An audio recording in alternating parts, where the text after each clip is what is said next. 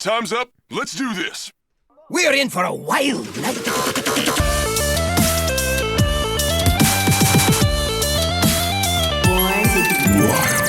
Welcome everybody to episode 175 of Born to be Wild, a Wild exclusive Hearthstone podcast where we have fun hanging out with friends, talking about the Wild format of Hearthstone and spotlighting members of the Wild community. I'm your host as always, Nate Wolf. It is great to be back on a beautiful Friday evening. I'm joining you live from Orange County, California, here tonight with three of my favorite people. First up, Hydra. Welcome back, man. How you doing? I'm doing great. Coming at y'all from the greater Vancouver area. Let's do the weather because that's what we do on the show. It's finally cooling off, and I'm so happy that I don't have to have the air conditioner blasting during the podcast or having to turn it off so that I can do the podcast and just sit here, sweating. So I'm pretty stoked about that, and I'm happy to be here with y'all. Yay! ElectricSheepCity, welcome back. Meowdy friends, I'm very excited to dive into some Hearthstone talk tonight with a few of my favorite friends, coming at you, of course, live from the Denver Boulder area, and very excited to welcome our returning guest, SchmoopieDaddy. Whoa. I finally escaped Martian's holding cell. I will not divulge the techniques in which I did it, but I'm happy to be back here again and, broadcasting from Orange County, New York, where the weather doesn't suck. It's been okay. It hasn't been too hot. It hasn't been too rainy. We're about to get a tropical storm, but what it is. We may or may not morph you into Cthulhu at some point during the show. That's completely appropriate at all times. Cthulhu or Yanni, only time will tell. No. We can't do that. If anybody's ever wondering what is with this inside joke that you hear close to the beginning of the show, which we tend to do, watch the stream when we do this live, because we're usually live for 20-30 minutes before we start the show, and we'll forget if we said it during the episode or not.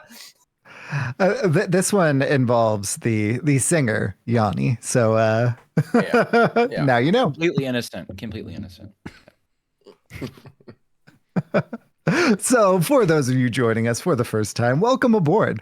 Let me briefly explain how the show works. We record this podcast live every Friday evening at twitch.tv/borntobewildhs. And the video version of this podcast is posted to YouTube shortly thereafter. Audio versions are also distributed to all of the podcast apps. So however you are watching, listening, or absorbing via osmosis this podcast today, thank you. Yes.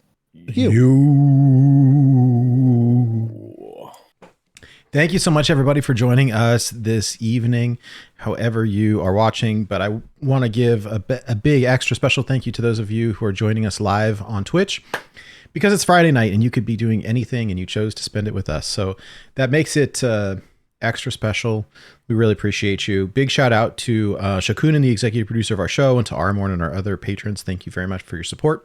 If you are someone who's interested in supporting us, if you want to like, comment, subscribe to our stuff on YouTube, or give us a review on one of the podcast apps, that is always very helpful. If you're somebody who uses Twitch a lot, we do have some emotes that you can unlock for free just by following, and some that you can unlock by subscribing. Lastly, we do have some merchandise that's available on our website, which is borntobewildhs.com.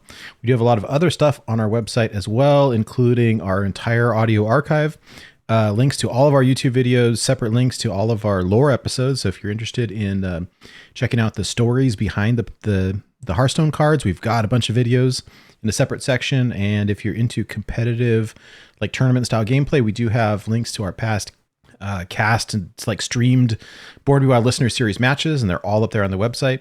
So yeah, check it out, borntobewildhs.com. Oh, and there's a bunch of parody songs also, and they're really funny. So yeah, can confirm. There's a good one. Last week's was particularly inspired. I loved it. It's great. So is your face. Aw. Well, this week was kind of like every other week. It was just very busy. My mom got back from Romania and brought me some authentic Romanian chocolate. I have not tried it yet, but It is supposed to be very good. We do like a family game night during the week, and she had like different ones for everybody, and we like passed them around and tried them, and they were really good actually.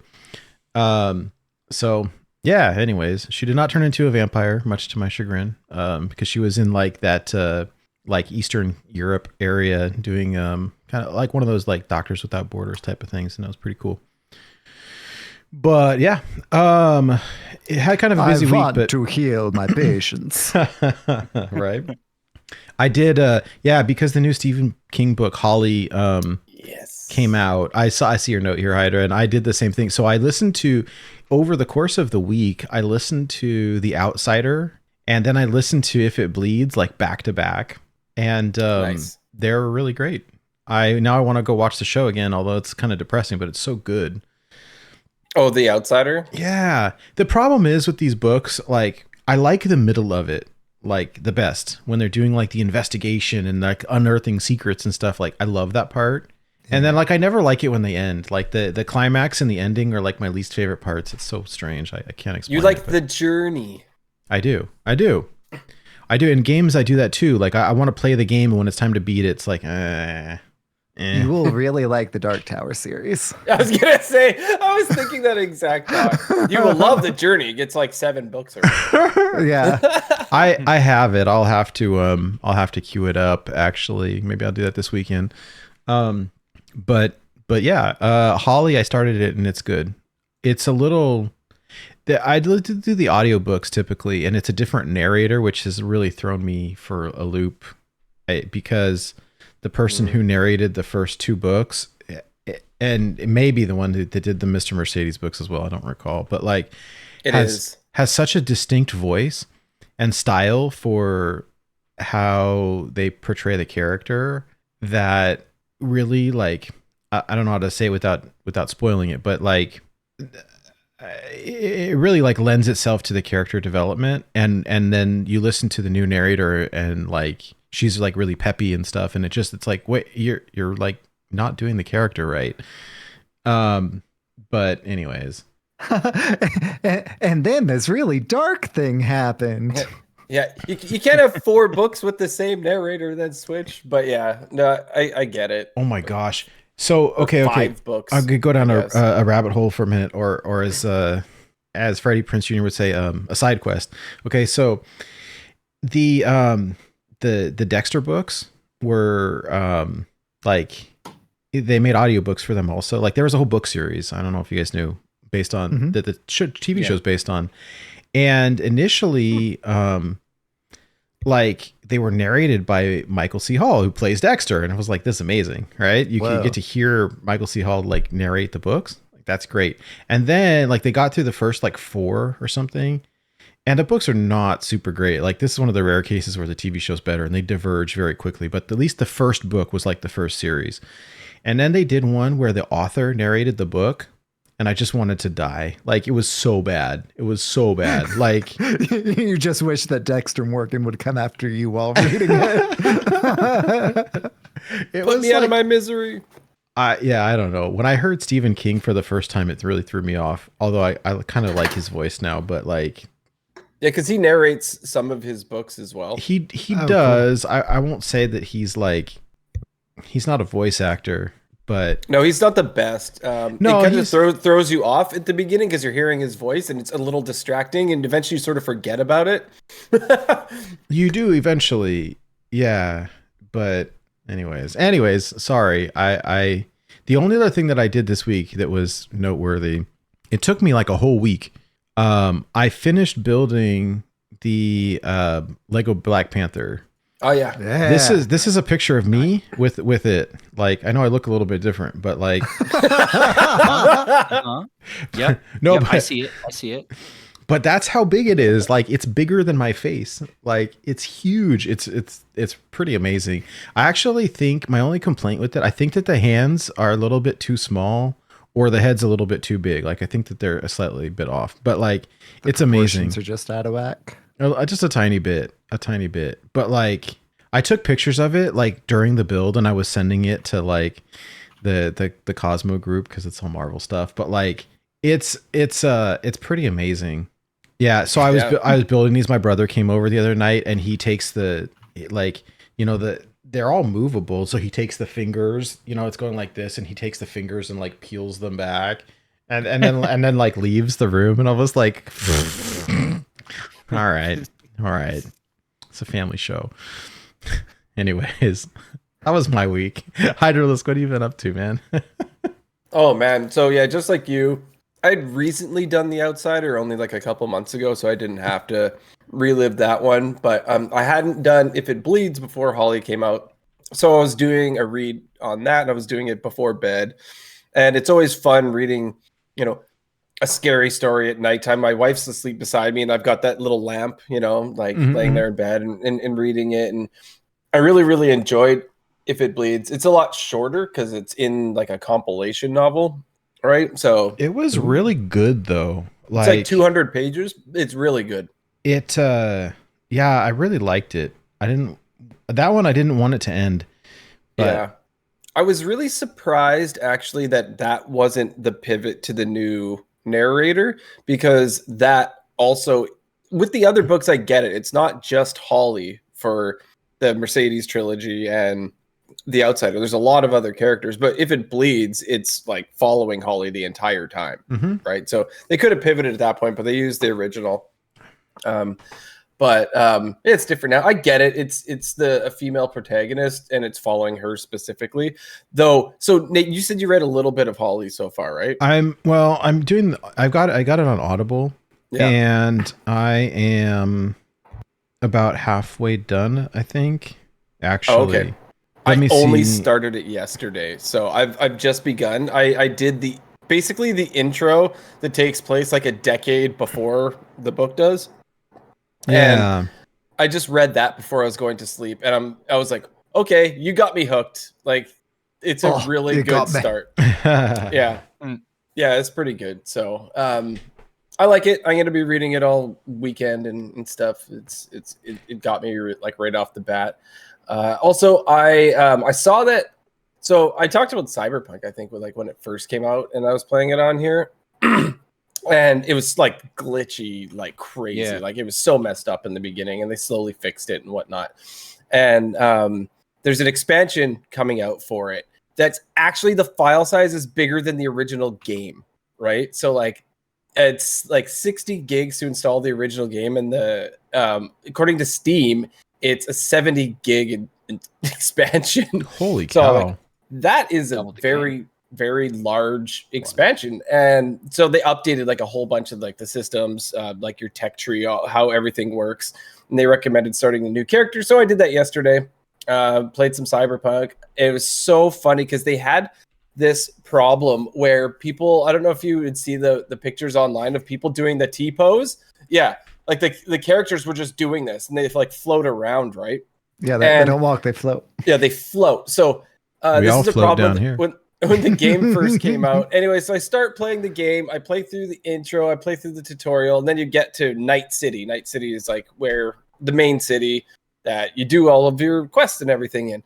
Anyway, there's this montage of you partying and all this stuff. It's like 6 months worth of stuff. It sort of does this montage of. But at the start of it, it shows you and your partner like getting out of your car or whatever and going through a parking lot. And I busted a gut laughing. You get out of the car and your characters just did this, and they floated across the parking lot. I'm like, it's been like 3 years. You didn't fix the T-pose? Like, I couldn't believe it, because that was a bug when the game first started, and it was silly, and it's apparently still a thing, even though they got the expansion coming out. I laughed so hard. I couldn't wait to tell some of the guys at work that like the game too. It's hilarious. Guys, they still have the T-pose. Yeah. Oh, and everyone was laughing so hard. We're such nerds. Once again, yes, I am still addicted to this Warcraft Rumble game. I'll try not to talk about it too much to make everybody jealous, but I play it like constantly because they've got the dailies and all this stuff. So trying to like balance Hearthstone quests and my Warcraft Rumble quests. I'm having a lot of fun. But when it comes to Hearthstone, I've been playing some standard, and I did the thing where you craft a whole golden deck, right? And because when the last expansion, when Titans first came out, because I really liked shuffling things, into my opponent's decks, and plagues were fun. So at the time I had crafted like an all golden plague deck. Yeah, there's a T-pose for people watching. That the characters just look like that. It's so silly. That's the Keanu. Right? You should just walk around like that at work, like nothing's wrong. You're just walking around like. I need one of those hoverboards and like float around. I had really nerdy students who wanted to do this all the time during robotics. I'm like, what is wrong with you? And now I know. Now I get it. Now I get it. Yeah, cyberpunk robotics. It makes sense, right? Yeah. So anyway, I had a quest to play some Death Knight, and so I was playing some Death Knight, and I won a bunch of games, and I was like, well, that's cool. I'm gonna keep playing till I lose. And then 15 games later, I was still winning. I didn't lose a single game playing Death Knight. Now, remember, this is standard where I don't have a high star bonus. I think it's like 8 stars or something like that, right? So not good. That's more than 2. So I'm stuck at Platinum 5 now. But yeah, I went 15 games in a row, not losing. I was so stoked. And when I lost my 16th game, I'm such a baby. I'm like, I'm not playing anymore. But then a couple days later, I picked it up, and now I'm like 22-5 or something like that. So it's balanced out. I think the MMR maybe has changed. I don't know but I'm losing now that I'm higher up. It's a little bit more balanced. So I'm down to like an 80% win rate. Oh, that's pretty low for Wild. Only. It's low for Wild, but he's playing standard, so. Yeah, exactly. So I'll take the 80% win rate. But yeah, I don't know. I need to get some more bonus stars in standard, because I do enjoy the mode, because that's where you can play most of the new cards a lot of the time, except for when they have a Wild exclusive expansion. But yeah, that's basically been my week, and I'm probably going to play Cyberpunk on the weekend, because I played that first hour again, and I'm like, this is fun. I'm going to do it more. So yeah, super stoked. Though Sheep has a way cooler week than me. So Sheep, how was your week? Well, I will remember the 21st night of December, because my baby said "Dada" yesterday for the first time. That's awesome. Yeah, you shared that in the Discord, and I was like over the moon happy for you. It's a really cool moment. It really was. And he said it a couple times that night too, and it's just like, oh, got me right there. Like, he's 9 months old as of yesterday, so like he's still a little guy, and yeah, every time he says a word, it's like super impactful. And this is only like the second word he said. So unless you count like, yeah. Which he says a lot. We've decided that's high. Oh, that's so cool. I also hit Legend in Wild yesterday. Yes. That is not nearly as impactful, but much more relevant here. Says who, Sheep? Says who? Me. Yeah. I did that thing with Shadow Priest. Shadow Priest is fun. I've got the signature meatball. It was a blast. Literally. Yeah. There is a ship's cannon too. And Mind Blast. There you go. Porque no los dos. And I almost forgot that this was this week, because this week has been wild and crazy. But I hit 1,000 wins with Death Knight this week as well. So like the final check on my achievement list there. Are you ever going to use the portrait? Like there's so many better ones now, right? One of us. But that's amazing. Congrats. Thank you. And yeah, I'll probably use the Crimson Sai like as my primary, but still that's really cool. Yeah. Yeah. So action-packed week. One of my coworkers got back from vacation, and she's the one who's like training me on all this stuff. So it's like before I was learning all of the stuff, but like a lot of it was self-taught. This week has been more like, hey, I'm actually learning like from the people who can actually give me the things that I need and kind of like walk me through the stuff. So work is picked up even more, which is great, and I'm learning a ton there as well. So absolutely loving all those things, be they in the work times or in the Hearthstone times. But SchmoopieDaddy, you have joined us this week. How was your week, my friend? Sure. Well, I first, like, I escaped from Martian's holding cell, which I have to say, I have to express some disappointment. No one from chat came to help me. Like, Armorn is here before the hosts get in the chat, and I assume like he's some sort of Canadian Special Forces or maybe Black Ops, given his skill set. And nothing. I was on my own, so I got out. That was great. I'm back at school. Work has been good. I really like my classes so far this year. Really nice kids. And I started streaming. I started doing the streamer thing. This week was particularly impactful because I figured out how to do it on my desktop. My phone kept overheating and dropping the stream. Oh, so no. I was like, okay, It was really good for a it wasn't bad, right? No, I watched a few of them, and I think especially for like a phone stream, it's really good. The quality was decent. It was just it was unfair for everything to be crashing and then having to ask people to reload every half an hour or so. That's just like people just won't come back. Like, it's just obnoxious, right? So, Yeah. We've been there with the show, right, Nate? It's happened a couple of times. It's been a while, thankfully. Back in the day, we had those issues. It's been good for a really long time now. So like, yeah, you try to make little incremental changes in quality, and I said, well, if I'm gonna really keep doing this, I'm gonna try OBS on the computer.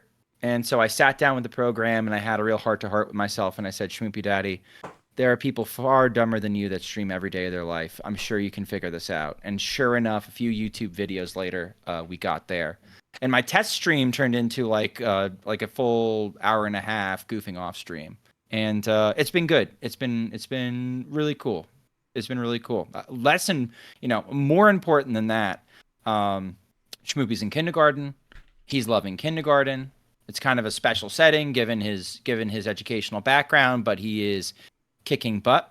And he's like a big positive in the classroom where they're looking at him as like a model of behavior, and they're like, all right, this is where we want to get to, and he's a really positive contributor, and they love him there, and he loves going there. He loves learning. And I think since I've been on, my daughter got sassy. She had a cognitive leap, and I wonder where she gets that from. It just straight up gave her an attitude, and so and there you go. Okay, what is this now? You're a famous streamer now. Oh, who is that? That's Ninja. I don't know Twitch celebrities. Thank you. Oh, so yeah, this is Ninja. He's famous for Fortnite. Was one of the biggest games that he played. Okay. He's well, he got awkward. Who does that? he tends to rage. Actually, there was a really funny conversation. Oh, does he? I've never actually watched his stream. Yeah, there is a post that he made. He made a post saying, if you're not raging, you're not getting better. And Brian Kibler responded with a very wholesome response, like telling him that he's like, you have an audience of millions of children, and you are teaching them the opposite thing that is reality. Like teaching all the children of the world that raging is a good thing, and that what makes you better, makes you not a good person. That's Cole's notes or whatever. I think summary I sort of remember that post. Kibler said it was a big deal that Kibler went out of his way to kind of call him out on it. Yeah, I thought that was pretty cool. Good job. Papa Kibler. Hearthstone is based. Yeah. Yeah, no, it's been that's been fun. That's pretty much, the daughter, like I was saying, daughter is sassy now. She has very definite opinions on how things should go. And when I come home, it's like, Daddy, and she just lots of drama and lots of big hugs, and it's just like, before it was just kind of like, oh, you're here. And it's really neat watching your kids reach that stage where it's just like, oh, I'm not just like a food machine. Like they actually acknowledge my presence, and it's cool. It's cool. Nice. Very nice. All right. Well, maybe we should get into some news. Yeah? Welcome to the news. The news is so good. So some stuff has happened, right?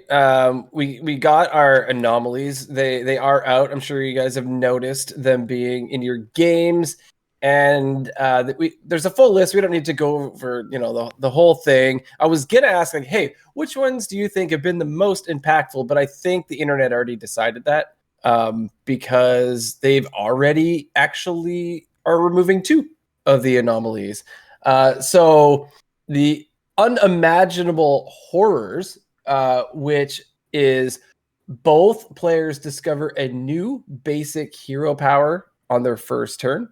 That's being removed because, I mean, you could just pick something like way better in OP, I suppose.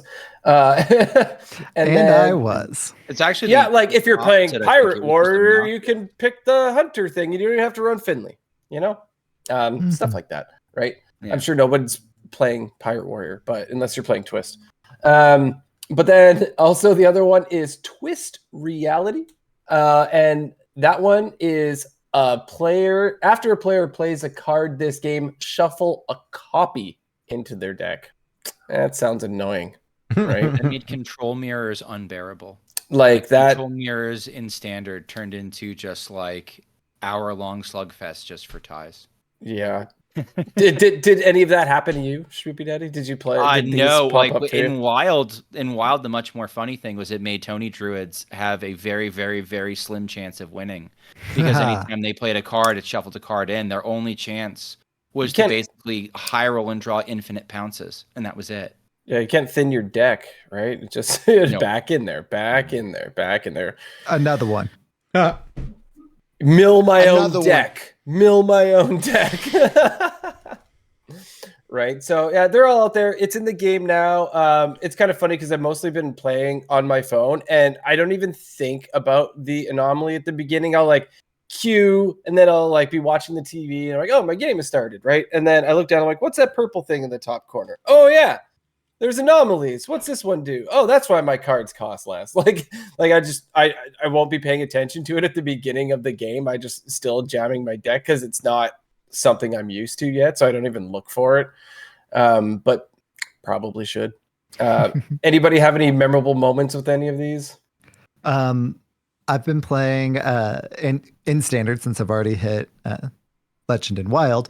I've been playing this Control Warlock that I jammed Cho'Gall into as well.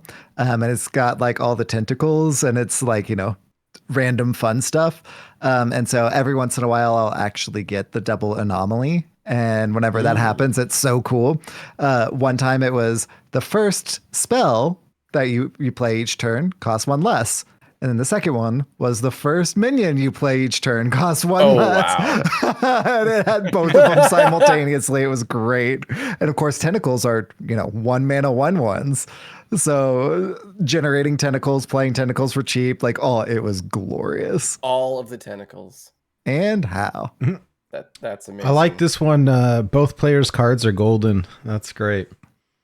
I had that once, and it didn't change anything for my deck, but it may have changed something for my opponent's deck. That's Same. the what? Same. That's like the secret, like subliminal, like spend more money on the game. This is like your free sample of what your deck would look like golden. 100%. Oh yeah. Oh, wait, coin turns gold? Look at that. Oh, that's so cool, right? For me, but just with as far as the anomalies go, like I have found, like as far as if I'm casually gaming, I have found them to be like every game's different. It's kind of refreshing. Like even some similar matchups get like changed slightly, like their play patterns, just like what cards you play on what in what turn, based on discounts. It changes the matchup a little bit, so it keeps it fresh. Tryharding, it's almost infuriating. Just because like I was tryharding in Twist, and the anomalies almost felt like an experience I want to be homogenous and like predictable. is now unpredictable and frustrating. So like it's funny because I've enjoyed them by and large, but I can see kind of both sides as far as like, people getting upset with them. Yeah, it's a good point of keeping, like, if you're used to the same matchup like constantly, and hey, guess what? There's a little twist on it. It's fresh because there's this tiny little thing that's different this time than it was last time. So I appreciate it personally, but we got some other cool stuff. People like free stuff, right? I take free stuff. I feel like they've been doing a lot of these events, and I'm really appreciating it. We have another in-game event coming, and this one is dropping on September 26th and going to run through October 10th. It's called The Great Yogg Escape. And for your efforts, when you complete the mini rewards track, you will get 2 standard packs, 2 Titans pack, and 1 golden standard pack, and also the new Cabal Nazoth Warlock hero skin. Wow! Oh yeah. I like free skins, and I will not lie. They're pretty good. So much appreciated. Keep doing it, Blizzard.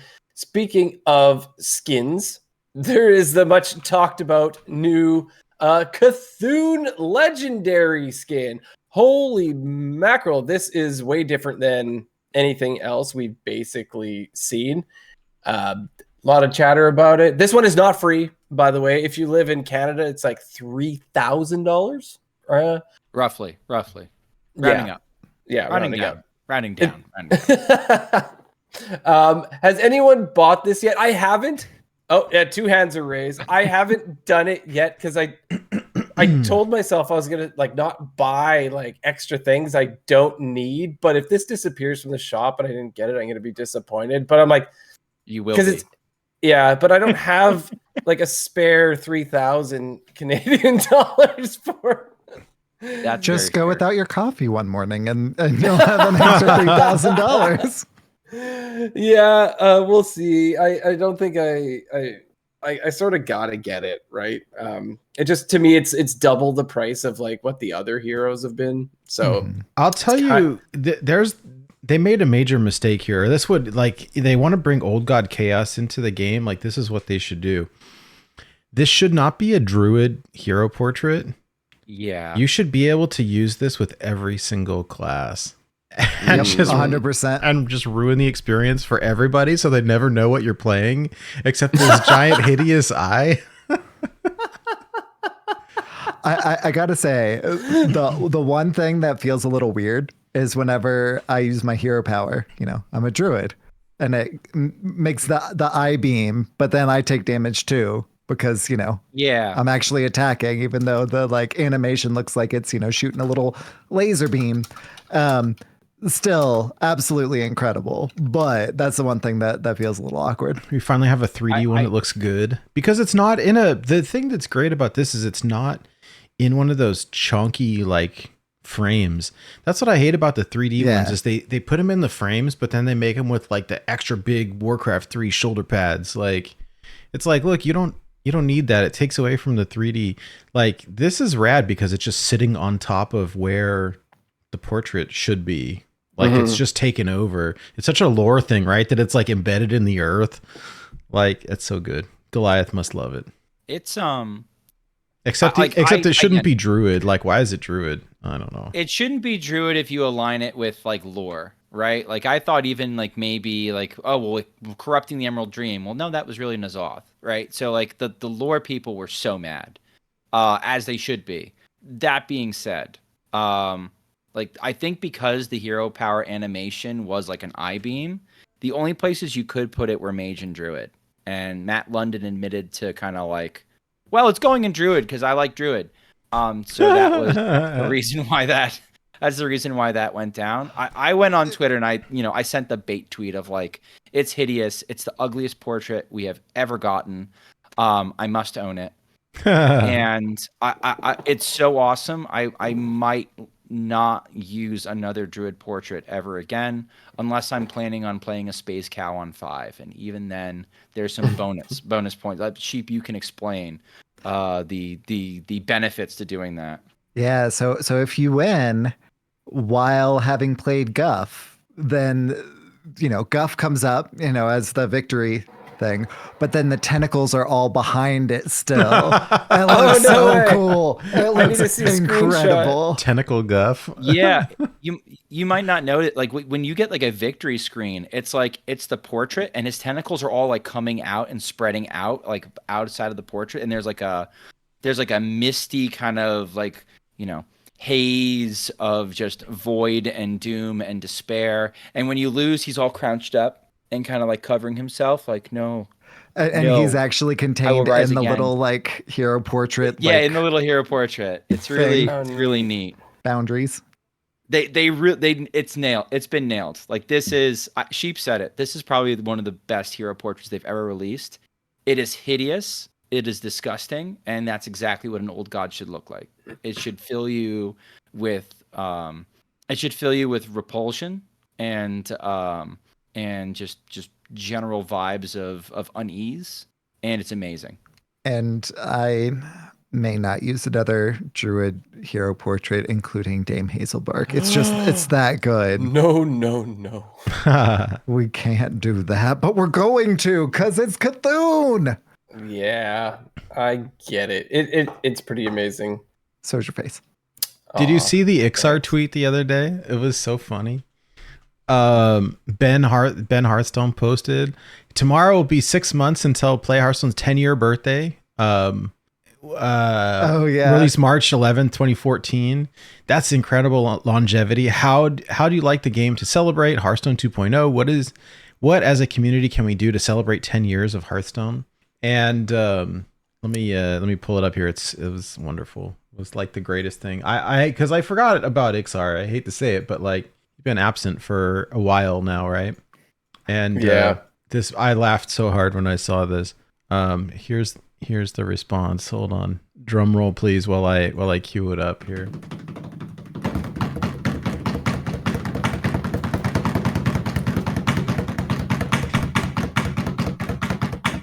Wow, you guys are good. So's your face. Here we go. Here's Ixar. I'll come back on a 1-day contract to buff Secret Mage one last time. One last time. Oh, so good. So good. I liked that response. I had to like, please don't buff Secret Mage, but it was funny. It was really funny. The Cabal Crystal Runner buff still is asinine to me. Like I'm still tilted by that. But yeah. Yeah, I mean, like I'm not tilted by it, but when I saw it for the first time, I was like, why? Why though? Yeah, but why? Is that necessary? Like it didn't seem necessary, but it's a thing. Was it impactful on Twist? I mean, we just got a Twist, VS report. Is that in the news? I don't want to jump the shark. It's not. Now's a great time to mention it. So we did, in fact, get a VS report for Twist, and there are a few decks that are OP. Mage is not one of them. So, of course, the overpowered ones are Warlock, Disco, Warrior. I can't remember what they're calling it, Control or N'Zoth, but it's the Iron Juggernaut. I think they call it Control Warrior. Yeah, they're saying Control Warrior. I mean, it sort of makes sense with all the aggro. So yeah, and then kind of like tier 2 is Rogue of various flavors, typically Jade, sometimes with the Cthulhu thrown in as well. And then like Face Hunter, I think they call it like 3 patches. Hunter. Yeah. Yeah. Hunter, yeah. Because they run the Acid Maw and Dread Scale, vice versa. You don't want to draw them. You want to grab them with Trial of the Drumonger or whatever, and you want them to stay in deck because as long Trial doesn't actually draw them. Trial summons copies of them, so they remain in your deck. So you have like a 6-mana 5-mana Flurgle Tox just sort of sitting in your deck as long as it's there. And that's not oppressive, but it's very strong for that format. Yeah.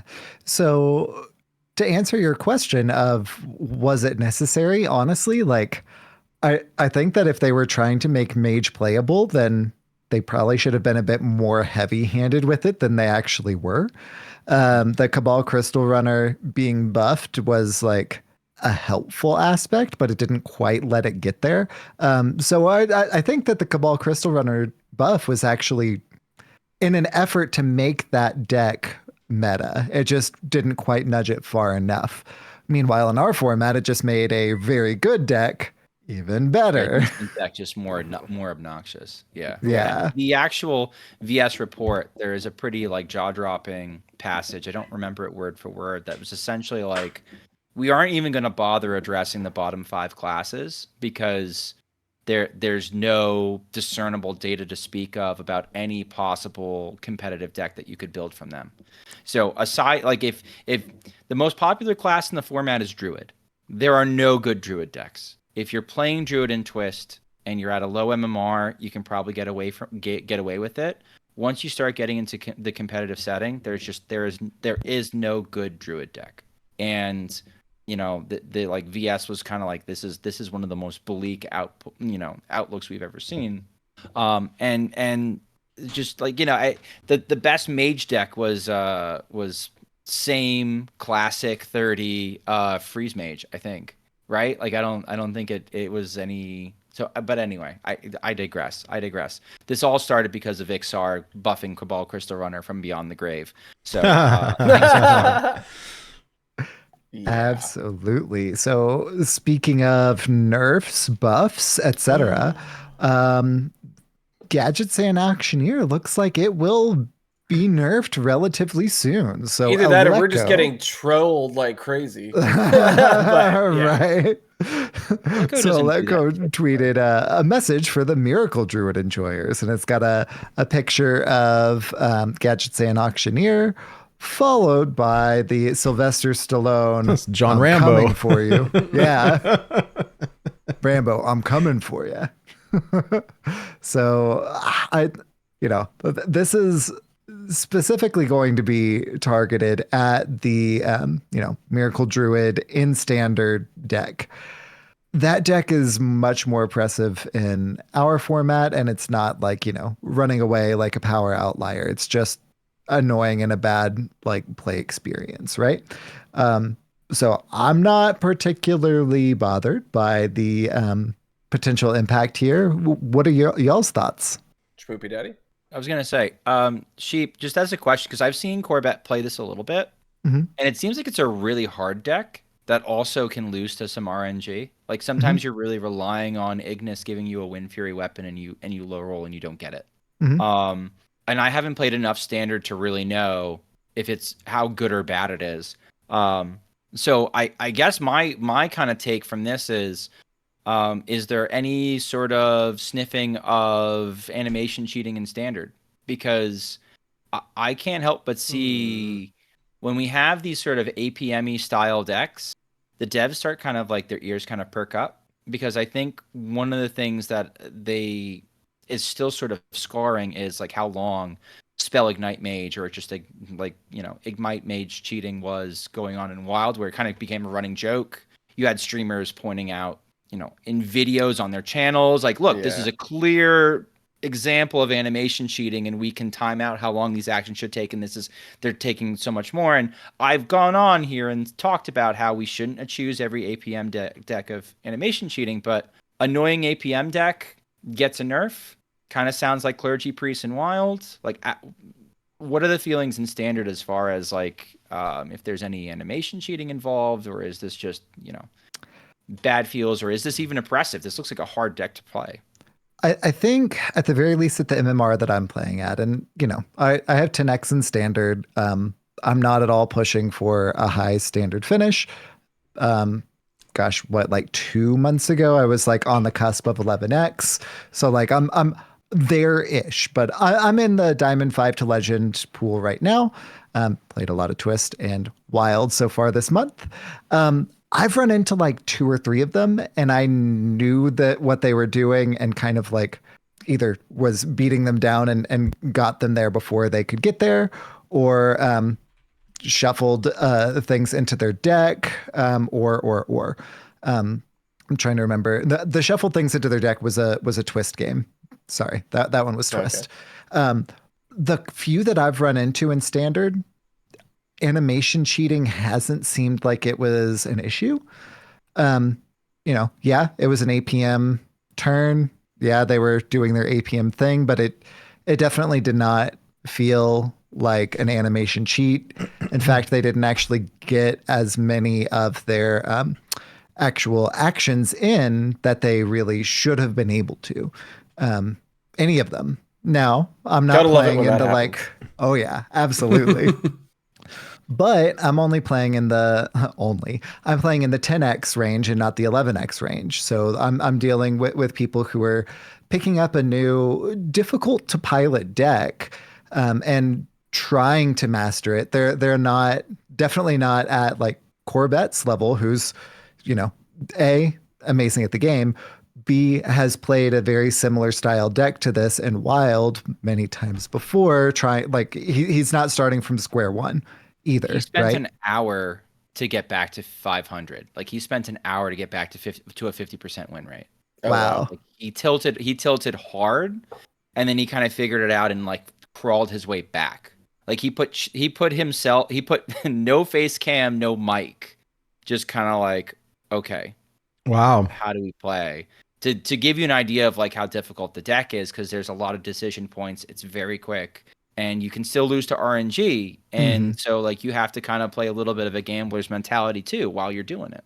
There's also So- the potential of future, expansions and other cards coming out as well that could, feed into this already. And sometimes they do hit stuff like ahead of time, and we're always wondering, oh, why are they doing that? And then you're, that's why. So always an option. Absolutely. I think at the very least, if Miracle Druid is getting hit, I think it's for play pattern and negative experience more than it is for win rate outlying. Potentially, there's some animation cheating going on that I just haven't seen.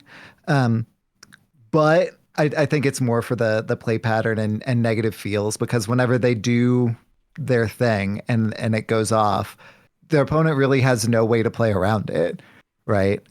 So I think that's more why than anything else for sure. Well, we'll see how long that takes when the next patch comes out. And it gives if him an excuse to double dip, right? Like yeah, it has been a while too. yeah. Well, if no one else has any other comments on our poor Gadgetzan Auctioneer, there's one more free thing you can get. One more free thing. Hey, free stuff. Yeah, you can get one random standard epic card with your Prime Gaming, and that is available till October 18th. So yeah, when I look at this, I'm like, hey, dust, I turn you into dust and craft something I want. So Free razor scale. yeah. So that's always good. Thank you so much for free stuff. I will take all of your free stuff and give me more. All right, so there's some decks that SchmoopieDaddy has brought to discuss. So I feel like I should just pass the mic over because he welcome to the decks. Yeah. Decks are Kinda good. Really spicy.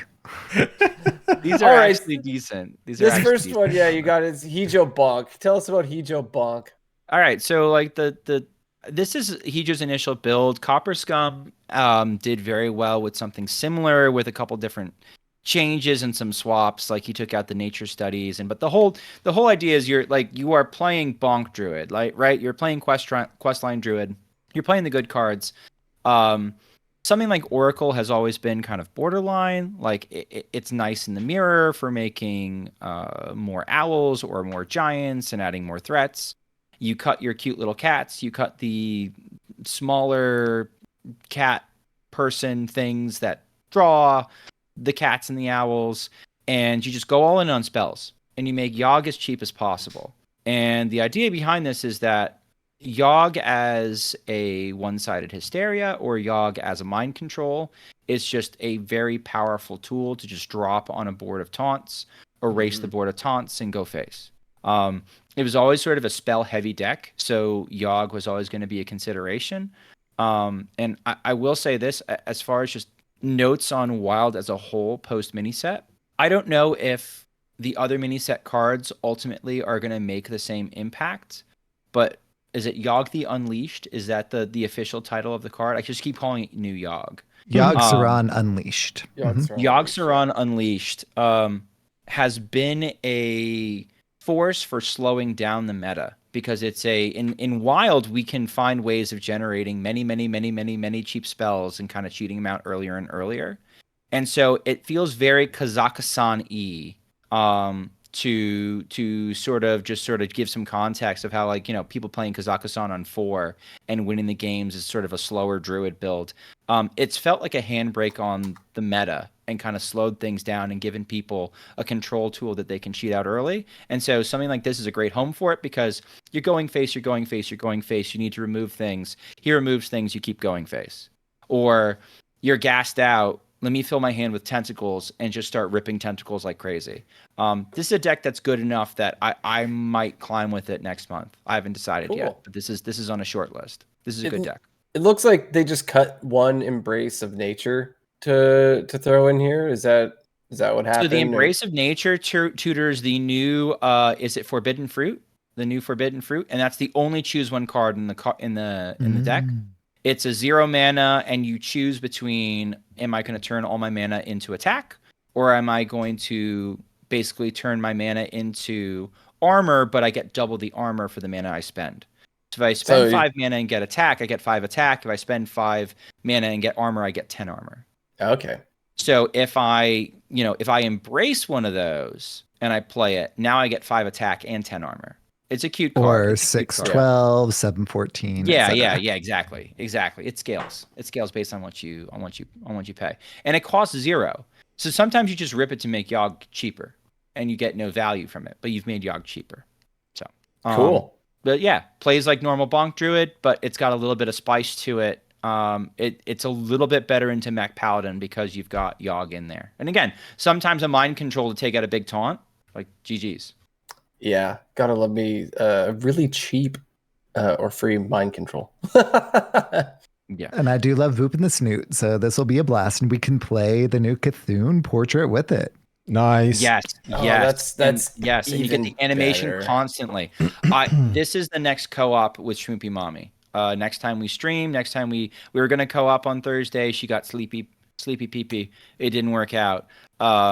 You know, once a week I try to co-op with her on stream and give her a new deck to try in Wild. This is the next new deck, and because I think it's a good deck, and if she likes it, maybe she climbs with it next month.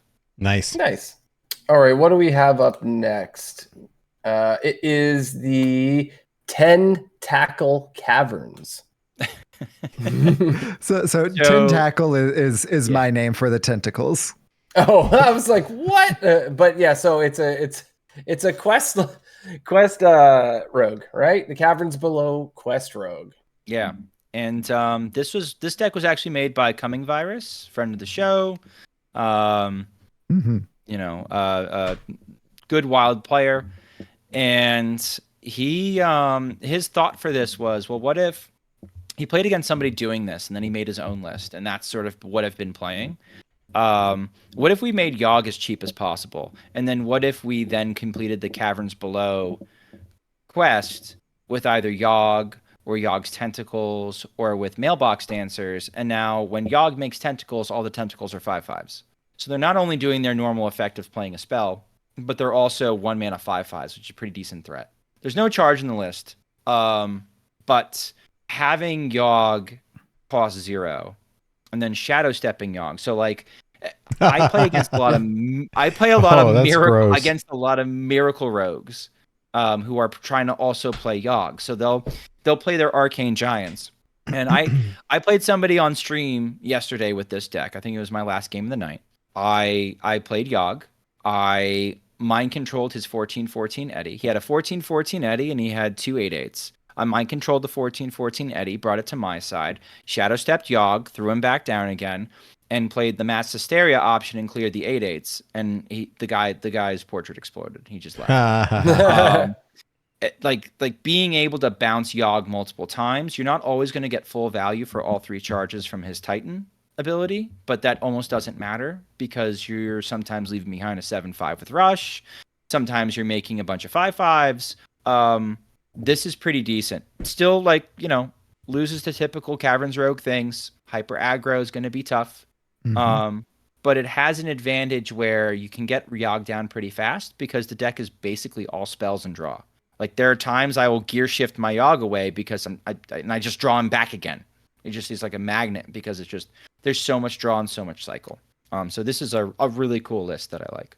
And some of the 10-drop options are things like Puzzle Box of Yogg Saron. Yeah. Or Pyroblast. Slam. Yeah. Pyroblast, like nutty stuff. So once the tentacles get up to where they're dealing or summoning, casting a 10 mana spell, they don't scale up past that. So you can just 10 mana spell, 10 mana spell, 10 mana spell, 10 mana spell. And you're making 5/5s every time you do it. It's so much fun. Oh, great. I got Survival of the Fittest. Oh, I mean, sometimes you get Doom, and that's Yogg for you. Unlucky. But and it's funny because Sheep got this. I played this deck. I posted the code in my chat. I immediately Sheep took it, queued it up, and we queued each other on accident on stream, which was very funny. He goes, "Oh, I hope you enjoy playing against this deck." It was a very fun game. I feel like Sheep took kind of like some fun lines to kind of make it more fun, as opposed to like trying to make my face explode. So I ended up coming out on top narrowly, but it was a really fun game. Sheep, what was your record with this deck? I went 1-6 with this deck, but I was definitely going with the let's play for fun and just play as many tentacles as I can.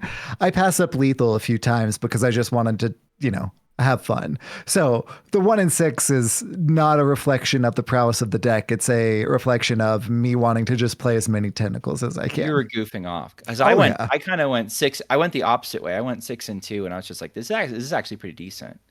And I'm seeing a lot of sort of consternation in tryhard circles of just like, okay, well, Yogg doesn't seem quite it in Miracle Druid, but like in Miracle Rogue. But what if Miracle Rogue isn't the right fit? What if it needs a deck with more spell density even than Miracle Rogue? Which I thought was interesting. So this is more of, I would say, more of a fun deck, but you will win games playing with this. Like Coming Virus, 10x player, used to be 11x. Climbing with this homebrew in through Diamond right now, so he's doing pretty good with that. So decent list. Cool. Well, up next, Smooth Brain Titans. At a quick glance, this looks like a funner version of Big Priest. This is probably a better version of Big Priest. Unironically. So what if you cut Blood of Cahoon from Big Priest? What if it's time? What if the best cards that you play in Big Priest are Neptulon and Amathul? Which, like, it's already looked like from my experience last expansion, Get Me Out's experience last expansion, like Amathul and Big Priest is really, really good because you would cheat out a minion that goes and then just deletes 2 minions on the opponent's side. Let's just delete their 2 biggest threats. So let's delete a Tiny Knight and let's delete a Merchant with 2 Soul Barrages in it. Bye-bye. Not in the res pool. Not going to be brought back by Raise Dead. Not going to have a Death Rattle trigger. Just poof, gone. Very powerful effect. I'd argue more powerful than making 2 5/5 taunts. What's also more powerful than making 2 5/5 taunts? Well, let's slot in Yagi Boy, who has that one-sided mass hysteria, or a mind control, which can be very good if, let's say, oh, nice thing from below, yoink, to just sort of blow up an opponent's board at random, and then you summon them back and use the Titan ability again. I think this is probably, this might not be the perfect 30 for Big Priest, but I think it's pretty close. I took a 12-win Brawlicium. I took a 12-win Brawlicium run list. They had something weird where they did 1 sphere, 1 Shadow Needle, and I thought that was strange, so I cut the sphere and I just put a second Shadow Cloth Needle in there. And then I took out the Bloods and I put in Amathul and Yogg, and there you go. We slapped it on. We're good to go. Perfect 30. Nice. I do think this is better. I think you win the mirror because Yogg is going to steal Neptulon and other minions from your opponent and not put them in their res pool. You're going to play Amathul, which is going to delete opponents, and that's not going to end up in the res pool. And I just think in general, playing the Titans is more proactive and a lot stronger into aggro and pressure in general than making a wall of angry red buttholes, as my wife would say. Blood of Cain. Oh god. It never gets old. It doesn't get old. It doesn't get old. And it's even funnier when she's on the grind at the dinner table and she's just like, oh, these angry red buttholes. And it's like, my kid heard that. Unlucky. Oh. But yeah, no. But if you feel like, kind of like tuning out, I'm not reading that out loud, sheep. If you kind of feel like, climbing and tuning out and watching some Netflix, and I say that, but there's actually more decision making because there's more decision making because the Amathul discovers are impactful. The options off Yogg are not always straightforward. Do I mind control? Do I hysteria? Or do I just go nuts with tentacles here? There are, it's a little bit more asymmetrical too. So it's not just as linear as normal Big Priest, but I like, this is something that I would consider bringing to THL. Like, I think it's a decent deck.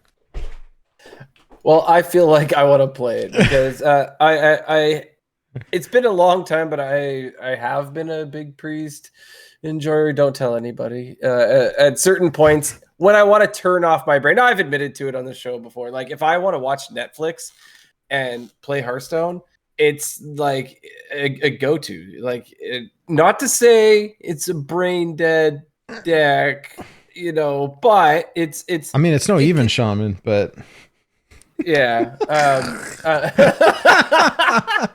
One thing that I think this version and the previous version with just Amanthul kind of introduced to the archetype is actually a lot more decision points because the Titan abilities, you get the Titan on board early with the cheating stuff out, which is with Shadow Essence, etc., which is great, but it's the decisions once they're there on whether you're getting rid of a thing, whether you're summoning like a 6-drop with taunt and lifesteal, or whether you decide to just like fill your hand with tentacles, or like it introduces a lot more decision points than the deck already had, which I think is a really cool wrinkle to it as well. Yeah, I haven't played it yet, but I 100% agree from just looking at it. It adds a whole new aspect. You could have some big brain moments with like, oh, that legendary is going to come in handy later.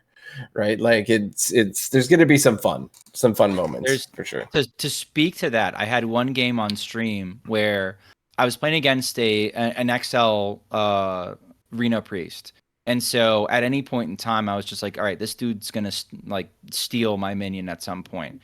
So I'm literally playing Yogg or I'm playing Amathul and using up the mind control option, or I'm using up the Amathul like delete 2 minions option, so that if my opponent copies my minion, that's not an option they're going to have to use against me. In that game, because of Amathul, because of palm reading, discovering identity theft, I generated a Raza and an Anduin. Now, I was sort of pushed in that direction because the anomaly was the 1-mana hero power. So it's just like, well, if I have a free Anduin, like, why wouldn't I just like try to do like, hey, look, guys, I'm nerfed Raza Priest from way back when. And so like it was like a gag at first, but I literally found lethal because I found Raza Anduin. We both got down to the bottom of our decks, and I pulled off a ridiculous scam of somehow generating the DK legendary that makes a 9/9 boar with charge and taunt. And burst an opponent down. Wow. I literally like made a cage head with the spell. So I had a minion in hand, and I transformed it with the transform spell, and I made a cage head, and I was just like, okay, it's a 5-mana cage head. Well, let's go from here. Burst an opponent down from 26. So like you can have kind of silly, goofy, funny games like that where it's not just make thing go face, me win. which can be very effective because, it can be very strong, but at times it means that you're not breaking parity. You're not doing anything to change up the game plan in case things aren't going your way. And this definitely gives you that option. What I also really like about this deck in particular is that Amenthul only costs 7. So if you draw patches, Amenthul is 7. You play spells, Yogg can be much cheaper than, of course, the 15 that is starting Cool. at. Yeah, it's really cool. Like, so if you haven't draw drawn... dead, you actually can play the minions instead of them just like sitting in your hand until turn 10, maybe, until you just like play them from your hand there. They're much cheaper than that, which is another kind of like keeping it from being as polarized whenever you do draw bad. That's a great point, because sometimes against aggro, you just have to spam spells. Like I have to play my Spirit Lash, I have to shard, I have to dig as hard as I can. Unfortunate phrasing. I have to play Hysteria. I have to do as much as I can to kind of keep myself alive, and then all of a sudden, I can play Yogg now. I can play Amenthul now. And like them being in your hand isn't world ending. So like I think this is the direction Big Priest is going. And honestly, like it's kind of okay with me. It's not like they form taunts as an aggro deck. So like if they scam me out of something like it, Yogg has been very powerful, but Yogg hasn't been, the game ends because Yogg came down.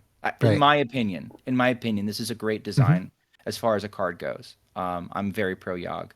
So this is a fun deck to use, even though it's Big Priest. And that's basically what I got to say about it. Nice. Hey, it looks fun. I love Big Priest though. I mean, I feel bad saying that, but like it's evolved a little bit since it's changed a little bit. It's a 5-head gamer over here. A tale of terrible tragedy. I know. I played it back in the Barnes days. Back in my day. Drawing Barnes, or summoning Barnes. So sad. That's so sad. Who would have thought the old god Barnes. would end up playing in Big Priest isn't Yashara, and it's right? and it's Yogg. Weird.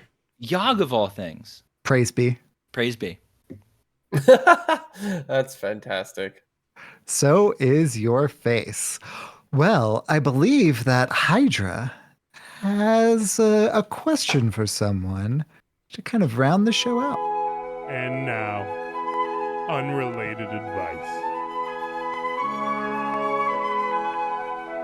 with Nate Wolf. SchmoopieDaddy.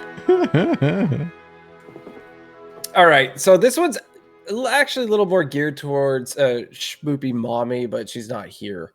It's you that's here, so you're gonna have to answer this question. And I just thought of this because of her cute name for the Blood of Gahood. Of course. It was extremely creative. It didn't use any of the words on the card, anything like that. It was image based, it seemed, and I was thinking like if if she could come up with that, there's got to be more, right? Yes. Are there other cards that she has come up with these pet names for, and where does she draw her inspiration? Yeah, who did she name that? I think she draws her inspiration from half paying attention, and so something will happen, and I'll be like, "They swapped my decks. Did they play Tony? I don't know. Who is Tony? They swapped my deck. I'm not drawing my cards. Whose cards are these? These are my cards. Who's Tony? And so like she doesn't read. She's a perfect wild player. She doesn't read. She goes face. Yes. She's pretty good at going face. But no, she's like, no, I don't know card names. Let me think of another one. She knows objection. Like some of them have some of them have caused enough trauma that she's bothered to learn the names. So like I bet she knows the Arctic, she knows Shudderwalk, she knows Flurgle Talks, right? But sometimes she'll be like, "Hey, they just played a thing and I can't do my thing. I can't do my thing that I want to do. I can't do my thing I want to do, but I want to do it." And they're at 3 health. They're at 3 health. If I just hit him in the face once, I can win. So like, she hasn't seen Snowfall Guardian in a while, but yeah, Who is Tony is the one that got me. So it's not It Tony, got it's me pretty who silly. is Tony. From now on, Tony who is is- who is Tony. Who's Tony? Who is Tony? Like, I'll be like, well, is it Tony Druid? Who's Tony? I don't get it. What do you mean there's Tony? Like, it says Tony, King of Piracy. He swaps your decks. I don't read the like. It says here I'm versing Sheep City. Yeah. Not Tony. Yeah. I'm not playing Tony. I'm not a Tony Druid player. I've tried. It's all right, but it's like It's not my thing. this is not my thing either. I'm trying to think if there's any other good ones. Well, Tony in my mind will always be called Who is Tony. Who Who is is Tony? this Like, man? It's not just who is Tony. You have to add the like extra like incredulous, just like Who is Tony? We used to always call them like this is a lot of people don't play with the sound on, right? But like I would always forget the names, and so we'd call them by like Get down. Yeah, what it Funnel says. cakes. Yeah, Get Down. Get Yeah. down was the one that I was thinking of. Yeah. At least Leroy Jenkins, you can't screw up because he's like a Pokemon. He just says his name. So You know, I'll he had chicken. I'll sometimes refer to character like cards based on their voice line because I've watched enough streams that I know what their voice line is, and she'll look at me and be like, "What are you talking about?" I'm like, "Well, so we're gonna play around Get Down here." She's like, "What the hell's Get Down? Like, what do you mean?" And I'm like, "Well, now I have to remember the actual card name." Noble put them in an awkward Sacrifice. Position, dear. Yes. Yeah. Well, I'm saying like Sure. for me in the moment with my wife, I'm just like, okay, well now you're asking me to Yeah. remember the actual card name I'm telling you to play around. You don't play around anything. You just play your cards anyway.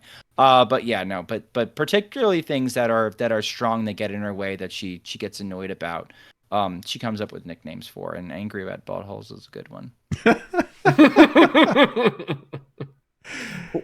Well, wiser words have never been spoken. And you've heard that on Born to be wild. Wild.